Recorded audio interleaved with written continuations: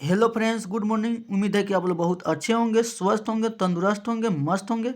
अगर इस चैनल को अभी तक सब्सक्राइब नहीं किए हैं तो सब्सक्राइब कर दीजिए, लाइक कर दीजिए और शेयर कर दीजिए। अब इस वीडियो को शुरू करते हैं। यहाँ पहला प्रश्न है, निम्नलिखित में कौन सा आभाज्य संख्या है?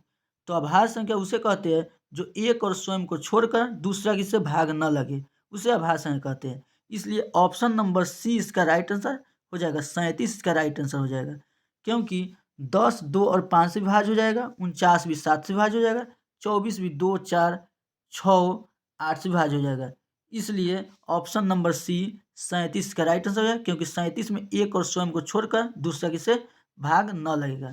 समझ में आ गया होगा। चलिए अगला क्वेश्चन। अगला क्वेश्चन है, निम्नलिखित में कौन सा भाज्य संख्या है? तो इसका right answer option number A इसका राइट आंसर हो जाएगा, क्योंकि 43 में एक और 43 को छोड़कर दूसरा की से विभाज्य नहीं होगा। उसी तरह 13 भी एक और स्वयं को छोड़कर दूसरा की से विभाज्य नहीं होगा।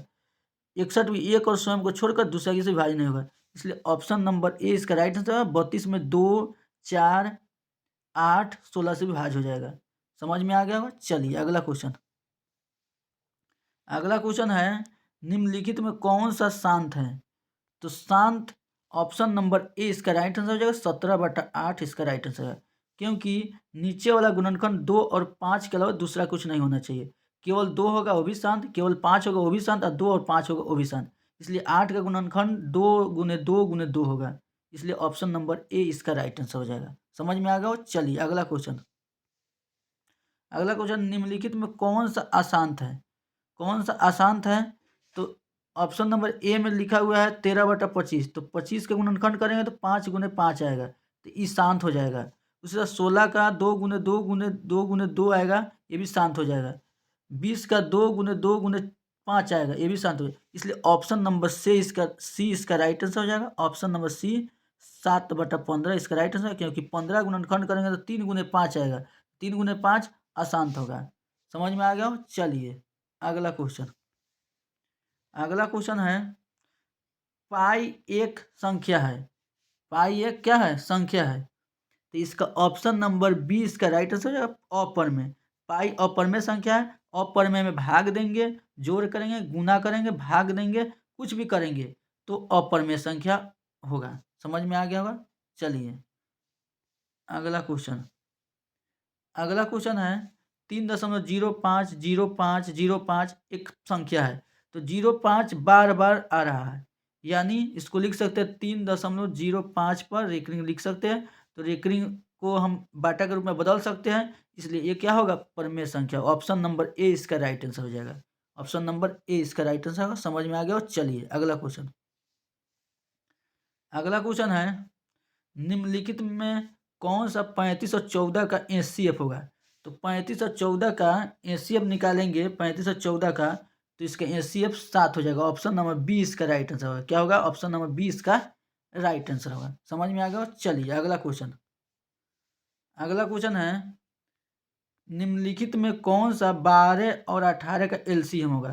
तो 12 और 18 का एलसीएम निकालेंगे, 12 और 18 का, तो 36 का एलसीएम होगा। कितना होगा? ऑप्शन नंबर सी इसका राइट आंसर हो जाएगा।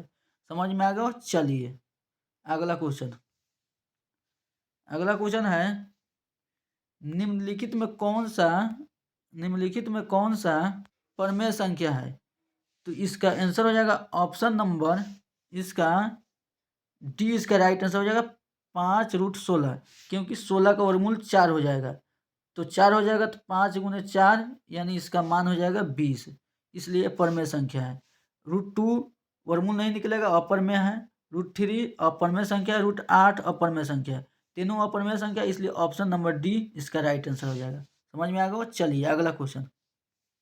अगला क्वेश्चन है, निम्नलिखित में कौन सा अपरमेय संख्या है? कौन सा अपरमेय संख्या है?